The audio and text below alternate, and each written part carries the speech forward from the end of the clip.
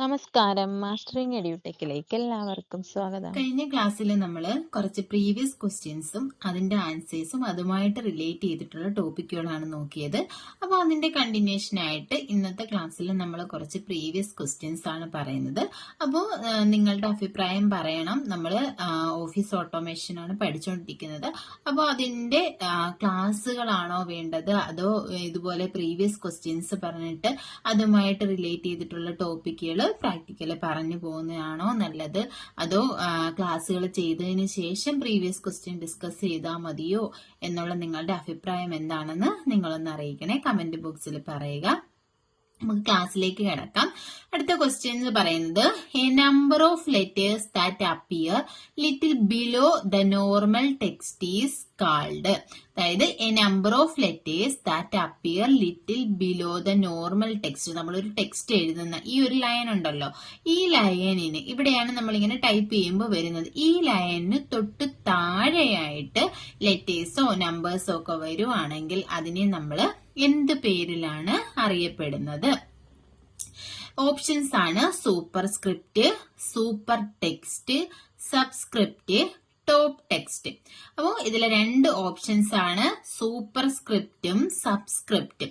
നമുക്ക് വേർഡിനകത്ത് ഇത് എന്താണെന്ന് നോക്കാം. അപ്പൊ നമ്മൾ ടെക്സ്റ്റ് എടുത്തു. ഇതാണ് നമ്മുടെ വേർഡിന്റെ ഇന്റർഫേസ്. അപ്പോ ഇതിനകത്ത് ഹോമിനകത്ത് ഫോണ്ട് ബ്ലോക്കില് ഉള്ള രണ്ട് ഓപ്ഷൻസ് ആണ് സബ്സ്ക്രിപ്റ്റ് ആൻഡ് സൂപ്പർ സ്ക്രിപ്റ്റ്. ഇപ്പൊ സബ്സ്ക്രിപ്റ്റിന്റെ ഷോർട്ട് കട്ട് കീ എന്ന് പറയുന്നത് കൺട്രോൾ പ്ലസ് ഈക്വലും സൂപ്പർ സ്ക്രിപ്റ്റിന്റെ ഷോർട്ട് കട്ട് കീ എന്ന് പറയുന്നത് കൺട്രോൾ പ്ലസ് ഷിഫ്റ്റ് പ്ലസ് പ്ലസുമാണ്. ഇനി നമുക്ക് നോക്കാം എന്താണ് സബ്സ്ക്രിപ്റ്റ് ആൻഡ് സൂപ്പർ സ്ക്രിപ്റ്റ്. ഇപ്പൊ ദേ ഇവിടെ ഒരു ടെക്സ്റ്റ് ഉണ്ട്. ഈ ടെക്സ്റ്റ് ഞാൻ ഈ W എന്ന് പറയുന്ന ടെക്സ്റ്റ് സെലക്ട് ചെയ്യുകയാണ്. അപ്പൊ ഇത് നമ്മൾ നോർമലായിട്ട് എഴുതുന്ന ഒരു ലൈൻ. ഈ ലൈന് തൊട്ട് മുകളിലായിട്ട് നമുക്ക് ഒരു ടെക്സ്റ്റ്, ഈ W എന്ന് പറയുന്നത് ഈക്ക് മുകളിലായിട്ട് വരണമെങ്കിൽ നമ്മൾ എന്ത് കൊടുക്കണം? സൂപ്പർ സ്ക്രിപ്റ്റ് കൊടുക്കണം. കണ്ടോ, നമ്മൾ A സ്ക്വയർ B സ്ക്വയർ എന്നൊക്കെ എഴുതുമ്പോൾ B എന്ന് പറയുന്നതിന് തൊട്ട് മുകളിലായിട്ടാണ് എന്ത് വരുന്നത്? 2 വരുന്നത്. അങ്ങനെ കൊടുക്കാനാണ് നമ്മൾ സൂപ്പർ സ്ക്രിപ്റ്റ് യൂസ് ചെയ്യുന്നത്. ഇനി നോക്കിയേ, ഈ F എന്ന് പറയുന്ന ടെക്സ്റ്റ് അതെനിക്ക് ഈയുടെ തൊട്ട് താഴെയായിട്ട് വരണം. അപ്പൊ നമ്മൾ എന്ത് യൂസ് ചെയ്യണം? സബ്സ്ക്രിപ്റ്റ് യൂസ് ചെയ്യണം. കണ്ടോ, F എന്ന് പറയുന്നത് ഈയുടെ തൊട്ട് താഴെയായിട്ട് വന്നു. അപ്പൊ ഇങ്ങനെ ഒരു ലൈനിൽ തൊട്ട് മുകളിലായിട്ട് വരാൻ വേണ്ടിയിട്ട് സൂപ്പർ സ്ക്രിപ്റ്റും നമ്മൾ ടൈപ്പ് ചെയ്തുകൊണ്ടിരിക്കുന്ന ലൈന് തൊട്ട് താഴെ വരാൻ വേണ്ടിയിട്ട് യൂസ് ചെയ്യുന്നത് സബ്സ്ക്രിപ്റ്റുമാണ്. സബ്സ്ക്രിപ്റ്റിന് എക്സാമ്പിൾ ഞാൻ പറയാം. H2O എന്ന് എഴുതുമ്പോഴത്തേക്കും നമ്മൾ 2 എവിടെയാണ് വരുന്നത്? ആ 2 എന്ന് പറയുന്നത് Hന്റെ താഴെയായിട്ടാണ് 2 വരുന്നത്. ഇനി X square, X cube, X⁴ ഇതൊക്കെ വരുന്ന ഇങ്ങനെ എവിടെയാണ്? മുകളിലാണ് വരുന്നത്. അപ്പോ മുകളിൽ വരുന്നത് സൂപ്പർ സ്ക്രിപ്റ്റും താഴെ വരുന്നത് സബ്സ്ക്രിപ്റ്റും. സബ്സ്ക്രിപ്റ്റിന്റെ shortcut key control plus ഈക്വലും സൂപ്പർ സ്ക്രിപ്റ്റിന്റേത് കൺട്രോൾ പ്ലസ് ഷിഫ്റ്റ് പ്ലസ് പ്ലസുമാണ്. അതായത് ഷിഫ്റ്റ് പ്ലസ് ഈക്വൽ സൈനും പ്ലസും ഒരു കീയിൽ തന്നെയാണല്ലോ വരുന്നത്. അപ്പൊ ഈ ക്വസ്റ്റ്യൻ നോക്കിയേ, a number of letters that appear little ബിലോയാണ് പറഞ്ഞേക്കുന്നത്. നോർമൽ ടെക്സ്റ്റിന് താഴെ വരുന്നത് ഏതാണ്? സൂപ്പർ സ്ക്രിപ്റ്റ് ആണോ, സൂപ്പർ ടെക്സ്റ്റ് ആണോ, സബ്സ്ക്രിപ്റ്റ് ആണോ, ടോപ്പ് ടെക്സ്റ്റ് ആണോ? ഏതാണ് വരുന്നത്? സൂപ്പർ സ്ക്രിപ്റ്റ് ആണ് ആൻസർ എന്ന് പറയുന്നത്. ഇനി നമുക്ക് അടുത്ത ക്വസ്റ്റ്യൻ നോക്കാം. Which item appear dimly behind the main body text. അപ്പോ നമ്മുടെ ഒരു മെയിൻ ടെക്സ്റ്റ് കാണും, അതിന് തൊട്ട് ബിഹൈൻഡിലായിട്ട് പിറകിലായിട്ട് ഡിമ്മായിട്ട് ചെറിയ രീതിയിൽ ടെക്സ്റ്റ് അപ്പിയർ ചെയ്യുന്നതിന് എന്താണ് പറയുന്നത്? എന്തൊക്കെയാണ് options? Watermark, background, references, back colour. ഇതിലേതാണ്?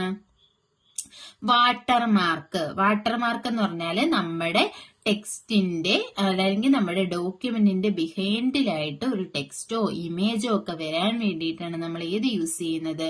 വാട്ടർമാർക്ക് യൂസ് ചെയ്യുന്നത്. അപ്പൊ നമുക്ക് നോക്കാം വാട്ടർമാർക്ക് എവിടെയാണ് കിടക്കുന്നതെന്ന് നോക്കാം. നമുക്ക് ഏത് ടാബിനകത്താണ് നമ്മുടെ വാട്ടർമാർക്ക് ഉള്ളത്? നമ്മുടെ പേജ് ലേഔട്ട് ടാബിനകത്താണ് വാട്ടർമാർക്ക് ഉള്ളത്. കണ്ടോ, ഇതാണ് വാട്ടർമാർക്ക്. ഇനി നമുക്ക് വാട്ടർമാർക്ക് ഒന്ന് കൊടുത്തു നോക്കാം. ദേ ഞാനിപ്പോ വാട്ടർമാർക്കിൽ വെക്കുമ്പോ കണ്ടോ, ഇതിലൊരു ഡ്രാഫ്റ്റ് എന്ന് നിങ്ങൾക്ക് കാണാൻ കഴിയുന്നുണ്ടോ? താഴെ വന്നിട്ടുള്ള ആ ഡയലോഗ് ബോക്സിനകത്ത് ഇതുപോലെ ആ ഡ്രാഫ്റ്റ്, അങ്ങനെ ടെക്സ്റ്റ് വരാൻ വേണ്ടിയിട്ടാണ് നമ്മൾ വാട്ടർമാർക്ക് കൊടുക്കുന്നത്. ഇപ്പൊ നോക്കി, ഇതാണ് നമ്മുടെ പേജ്. അപ്പൊ ഇതിൽ നമുക്കൊരു വാട്ടർമാർക്ക് കൊടുത്തു നോക്കാം. ഞാൻ ഈ വാട്ടർമാർക്കിൽ ക്ലിക്ക് ചെയ്തു. കണ്ടോ, പല രീതിയിലുള്ള വാട്ടർമാർക്ക് ഉണ്ട്. കോൺഫിഡൻഷ്യല്, ഇങ്ങനെ കോൺഫിഡൻഷ്യല്, ഡു നോട്ട് കോപ്പി, അതുപോലെ തന്നെ ഡു നോട്ട് കോപ്പി, ഇങ്ങനെ വരാം. പിന്നെ അതുപോലെ തന്നെ ഇതിന്റെ താഴെ ഒരു ഓപ്ഷൻ ഉണ്ട്, കസ്റ്റം വാട്ടർമാർക്ക് എന്ന് പറയുന്ന ഒരു ഓപ്ഷൻ കൂടിയുണ്ട്. കണ്ടോ, ഇവിടെ എന്തുണ്ട്? Custom watermark. ഇവിടെ നമുക്ക് ഇഷ്ടമുള്ള ടെക്സ്റ്റ് കൊടുക്കാം. ഞാനിപ്പോ ടെക്സ്റ്റ് കൊടുത്ത് കാണിച്ചുതരാം. കസ്റ്റം വാട്ടർമാർക്ക് കൊടുക്കുമ്പോൾ ഇങ്ങനെ ഒരു ഓപ്ഷനാണ് വരുന്നത്. ഇവിടെ കണ്ടോ, പിക്ചർ വാട്ടർമാർക്ക് ഉണ്ട്. പിക്ചർ വേണേ നമുക്ക് കൊടുക്കാം. നോ വാട്ടർമാർക്ക്, വാട്ടർമാർക്ക് ഇല്ലാതാക്കാം. ടെക്സ്റ്റ് വാട്ടർമാർക്ക് കണ്ടോ, ടെക്സ്റ്റ് വാട്ടർമാർക്ക് കൊടുത്തു. ഇനി ഇവിടെ ടെക്സ്റ്റ് കണ്ടോ, അസാപ്പ്. ഇവിടെ ഇപ്പൊ എനിക്ക് ഇഷ്ടമുള്ള ഇസഡ് എന്ന് കൊടുത്തു. അതിനുശേഷം നമുക്ക് വാട്ടർമാർക്കിന്റെ കളർ വേണമെങ്കിൽ ഇവിടെ നമുക്ക് ചേഞ്ച് ചെയ്ത് കൊടുക്കാം. ഏത് കളറിൽ വേണമെന്നുള്ളത് കളർ കൊടുക്കാം. അതിനുശേഷം എന്ത് കൊടുക്കുക? ഓക്കെ കൊടുക്കുക. ഓക്കെ കൊടുത്തു കഴിയുമ്പോൾ കണ്ടോ, നമ്മൾ ഇസഡ് എന്ന് കൊടുത്തില്ലേ, അത് കണ്ടോ നമ്മുടെ ടെക്സ്റ്റിനകത്ത്. പക്ഷെ ഇത് നമ്മുടെ ഡോക്യുമെന്റിനെ അഫക്റ്റ് ചെയ്യില്ല. അതായത് നമുക്ക് എന്തെങ്കിലും ടൈപ്പ് ചെയ്യണം എന്നുണ്ടെങ്കിൽ അവിടെ എന്ത് ചെയ്യാ, ഇത് അവിടെ വരും. നമ്മൾ ടൈപ്പ് ചെയ്യുന്ന ഡോക്യുമെന്റിനെ ഇത് അഫക്റ്റ് ചെയ്യില്ല. ഇതിന്റെ മുകളിൽ കൂടെ നമുക്ക് ടൈപ്പ് ചെയ്ത് പോകാം. അപ്പോൾ ഇങ്ങനെ ഒരു ടെക്സ്റ്റ് വരാൻ വേണ്ടിയിട്ടാണ് ഇത് യൂസ് ചെയ്യുന്നത്, വാട്ടർമാർക്ക് യൂസ് ചെയ്യുന്നത്. അപ്പൊ നോക്കിയേ, which item appear dimly behind the main body text. Main body ടെക്സ്റ്റിന്റെ ബിഹൈൻഡിലായിട്ട് ഏത് ഐറ്റമാണ് അപ്പിയർ ചെയ്യുന്നത്? ഏതാണ് അപ്പിയർ ചെയ്യുന്നത്? ആൻസർ എന്താണ്? വാട്ടർമാർക്കാണ് അപ്പിയർ ചെയ്യുന്നത്. നമുക്ക് അടുത്ത ക്വസ്റ്റ്യനിലേക്ക് പോകാം. Margin is added to the binding side of a page when printing is called. നമ്മൾ പ്രിന്റ് ചെയ്യുമ്പോൾ അതിന്റെ ബൈൻഡ് ചെയ്യുന്ന സൈഡില്ലേ, ആ സൈഡില് ഉള്ള മാർജിൻ, അതിനെ പറയുന്ന പേരെന്താണ്?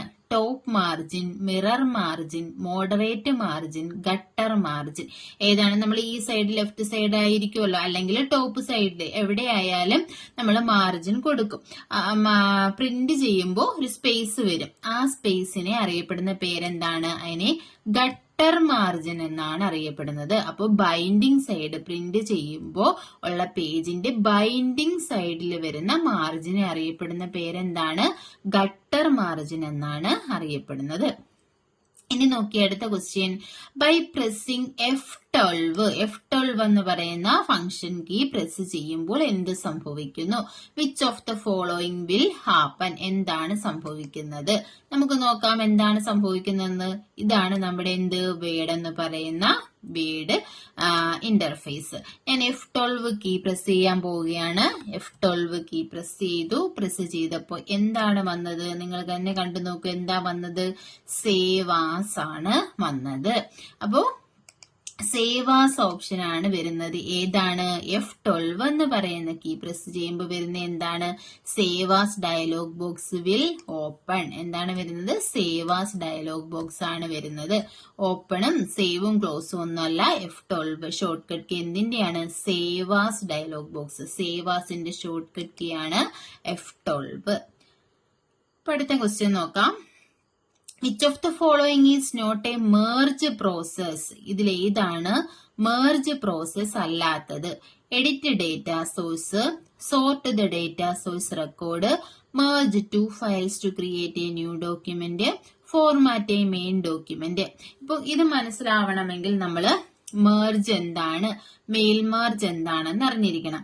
അപ്പൊ മെയിൽ മെർജ് എന്താണെന്ന് അറിയാത്തവരുണ്ടെങ്കിൽ അത് കുറച്ചധികം ഉണ്ട് എക്സ്പ്ലെയിൻ ചെയ്യാൻ. നമ്മുടെ ഈ ഒരു ക്ലാസ്സിൽ എക്സ്പ്ലെയിൻ ചെയ്യാൻ പറ്റത്തില്ല. അപ്പൊ നമ്മുടെ LD ടൈപ്പിസ്റ്റ് കമ്പ്യൂട്ടർ അസിസ്റ്റന്റിന്റെയൊക്കെ എക്സാമിന് വേർഡിന്റെ ഫുൾ ക്ലാസ് ചെയ്തിട്ടുണ്ട്. ഒരു പ്ലേലിസ്റ്റ് ഉണ്ട് MS വേർഡിന്റെ. അതിനകത്ത് മെയിൽ മെർജ് എന്ന് പറയുന്ന ഒരു ക്ലാസ് തന്നെ ഉണ്ട്. അപ്പൊ മെയിൽ മെർജ് എന്താണെന്ന് അറിയാത്തവർ ആദ്യമേ ആ ക്ലാസ് ഒന്ന് കണ്ടു നോക്കുക. കണ്ടു നോക്കിയാലേ മനസ്സിലാവൂ. ഞാൻ ജസ്റ്റ് ഒന്ന് പറയാം. നമ്മൾ ഒരു മെയിൻ ഡോക്യുമെന്റ് ക്രിയേറ്റ് ചെയ്യും, അതുപോലെ തന്നെ ഒരു ഡേറ്റാ സോഴ്സും ക്രിയേറ്റ് ചെയ്യും. ഈ മെയിൻ ഡോക്യുമെന്റിനെയും ഡേറ്റാ സോഴ്സിനെയും ഒന്നിപ്പിക്കുന്നതിനെയാണ് മെയിൽ മെർജ് എന്ന് പറയുന്നത്. ഇപ്പം ഒരു എക്സാമ്പിൾ പറയാം. നമുക്കൊരാൾക്കൊരു ലെറ്റർ സെൻഡ് ചെയ്യണം. അപ്പോൾ അതിനകത്തുള്ള കണ്ടന്റ് എന്ന് പറയുന്നത് എന്താണ്? Main document. അത് ചേഞ്ച് വരത്തില്ല. പക്ഷെ ഒരു 10 പേർക്ക് നമ്മൾ അയക്കുമ്പോൾ 10 പേരുടെയും അഡ്രസ്സ് ചേഞ്ച് ആകും. ഈ അഡ്രസ് ആണ് ഡേറ്റാ സോഴ്സ് എന്ന് പറയുന്നത്. ചേഞ്ച് ആകാത്തത് മെയിൻ ഡോക്യുമെന്റും ചേഞ്ച് ആകുന്നത് ഡേറ്റാ സോഴ്സുമാണ്. അപ്പൊ നമ്മൾ മെയിൻ ഡോക്യുമെന്റ് ചേഞ്ച് ആകാത്ത കണ്ടന്റിനെ നമ്മൾ ആദ്യമേ ക്രിയേറ്റ് ചെയ്യും, പിന്നീട് ഡേറ്റാ സോഴ്സ് ക്രിയേറ്റ് ചെയ്യും, പിന്നെ ഇവ രണ്ടിനെയും കൂടി ഒന്നിപ്പിച്ച് യോജിപ്പിക്കും. ഇതാണ് മെയിൽ മെർജ് എന്ന് പറയുന്നത്. കൂടുതൽ വിശദമായിട്ട് അറിയണമെങ്കിൽ നിങ്ങൾ ആ ക്ലാസ് ഒന്ന് കണ്ടു നോക്കുക. അപ്പൊ ഇതിൽ എന്താ പറയുന്നത്? Which of the following is not a merge process. Merge process അല്ലാത്തത് ഏതാണ്? Edit data source. നമ്മൾ എന്ത് ചെയ്യുന്നുണ്ട്? ഡേറ്റാ സോഴ്സ് എഡിറ്റ് ചെയ്യുന്നുണ്ട്. ഡേറ്റാ സോഴ്സ് ക്രിയേറ്റ് ചെയ്യാൻ നമുക്ക് എഡിറ്റ് ചെയ്യാം. ഡേറ്റാ സോഴ്സ് ആണ് നമ്മുടെ ലിസ്റ്റ് ഓഫ് അഡ്രസ് എന്ന് പറയുന്നത്. Sort the data source record. Data source record നമ്മൾ സോർട്ട് ചെയ്യുന്നുണ്ടോ? സോർട്ട് ചെയ്യേണ്ട ആവശ്യമില്ല. അടുത്തത് merge 2 files to create new document. പുതിയൊരു ഡോക്യുമെന്റ് ക്രിയേറ്റ് ചെയ്യാൻ വേണ്ടിയിട്ട് 2 ഫയൽസിനെ നമ്മൾ മെർജ് ചെയ്യുന്നു. അടുത്ത എന്താണ്? Format main document. അപ്പൊ നമ്മൾ ആദ്യം എന്ത് ചെയ്യും? മെയിൻ ഡോക്യുമെന്റ് ക്രിയേറ്റ് ചെയ്യും. അപ്പോൾ ഇത് കറക്റ്റ് ആണ്. എന്താണ്? Edit data source. Data source edit ചെയ്യുന്നുണ്ട്, അതും കറക്റ്റ് ആണ്. പിന്നെ ഈ ഡേറ്റാ സോഴ്സിനെയും മെയിൻ ഡോക്യുമെന്റിനെയും തമ്മിൽ എന്ത് ചെയ്യും? മെർജ് ചെയ്യും. Merge 2 files to create new document. അങ്ങനെയാണ് നമ്മൾ പുതിയൊരു ഡോക്യുമെന്റ് ക്രിയേറ്റ് ചെയ്യുന്നത്. അപ്പൊ ഇത് 3ഉം മെർജ് പ്രോസസ്സിൽ വരുന്നതാണ്. വരാത്തത് എന്താണ്? Sort the data source record. Data source record sort ചെയ്യുന്നത് അതിനകത്ത് വരുന്നില്ല. ഇനി അടുത്ത ക്വസ്റ്റ്യൻ നോക്കിയേ. Regular, italics, bold etcetera are known as. ഇതിനെ എന്തെന്നാണ് അറിയപ്പെടുന്നത്? Font effect, font size, font style, font script. എന്താണ്? നമ്മുടെ ഫോണ്ടിനകത്ത് വരുന്ന ഹോമില് ഫോണ്ടിൽ വരുന്നതാണ് ഏതെന്ന് പറയുന്നത്? ബോൾഡ്, ഇറ്റാലിക്, അണ്ടർലൈൻ ഒക്കെ ഇതിനകത്ത് വരുന്നതാണ്. അപ്പൊ ഇതെന്ന് പറയുന്നത് എന്താണ്? ഫോണ്ട് സ്റ്റൈലാണ്. റെഗുലർ, ബോൾഡ്, ഇറ്റാലിക്, അണ്ടർലൈൻ എന്നൊക്കെ പറയുന്നത് എന്താണ്? ഫോണ്ട് സ്റ്റൈലാണ്. ഇനി അടുത്ത ക്വസ്റ്റ്യൻ നോക്കിയേ. By using control P which of the following happen. നമ്മൾ കൺട്രോൾ P എന്ന് പറയുന്ന ഷോർട്ട് കട്ട് കീ യൂസ് ചെയ്താൽ എന്താണ് സംഭവിക്കുന്നത്? Open paragraph dialogue box, open save as dialog box, page format dialogue box, print dialog box. അപ്പൊ നമ്മുടെ വേർഡിന്റെ interface എടുത്ത് നോക്കി. ഇതാണ് നമ്മുടെ വേർഡ്. നമുക്ക് കൺട്രോൾ P തന്നെ കൊടുത്തു നോക്കാം. കൺട്രോൾ കീയും P കീയും കൂടെ ഞാൻ പ്രസ് ചെയ്യുകയാണ്. പ്രസ് ചെയ്തപ്പോൾ ഒരു ഡയലോഗ് ബോക്സ് വന്നു. ഏത് ഡയലോഗ് ബോക്സ് ആണ്? പ്രിന്റ് ചെയ്യാനുള്ള ഡയലോഗ് ബോക്സ് ആണ് ഇവിടെ വന്നിരിക്കുന്നത്. അപ്പോ പ്രിന്റ് ഡയലോഗ് ബോക്സ്, പ്രിന്റ് ചെയ്യാനുള്ള ഷോർട്ട് കട്ട് കീ ആണ് ഏതെന്ന് പറയുന്നത്? കൺട്രോൾ P എന്ന് പറയുന്നത്. ഇവിടെ കണ്ടോ, റേഞ്ച് കൊടുത്തിട്ടുണ്ട്. എത്ര പേജ് ഉണ്ടോ അത്രയും പേജ് നമുക്ക് പ്രിന്റ് ചെയ്യാം, അല്ലെങ്കിൽ കറണ്ട് പേജ് കൊടുക്കാം. ഇപ്പൊ നമ്മൾ മൗസിന്റെ കൈസർ ഏത് പേജിലിരിക്കുന്നോ ആ പേജ് പ്രിന്റ് ചെയ്യാനാണ് കറണ്ട് പേജ് കൊടുക്കുന്നത്. പിന്നെ പേജസ് എന്ന് പറയുന്ന ഓപ്ഷൻ ഉണ്ട്. ഇവിടെ നമുക്ക് എന്ത് ചെയ്യാം? ഏത് നമ്പർ ഓഫ് പേജ് കൊടുത്തിട്ട് ഏത് നമ്പർ ഓഫ് പേജ് ആണ് വേണ്ടതെന്ന് വെച്ചാൽ അത് നമുക്ക് പ്രിന്റ് ചെയ്യാം. പിന്നെ ഇവിടെ എന്താണ്? നമ്പർ ഓഫ് കോപ്പീസ് കൊടുക്കാം. എത്ര നമ്പർ ഓഫ് കോപ്പീസ് വേണമെങ്കിലും നമുക്ക് പ്രിന്റ് ചെയ്യാം.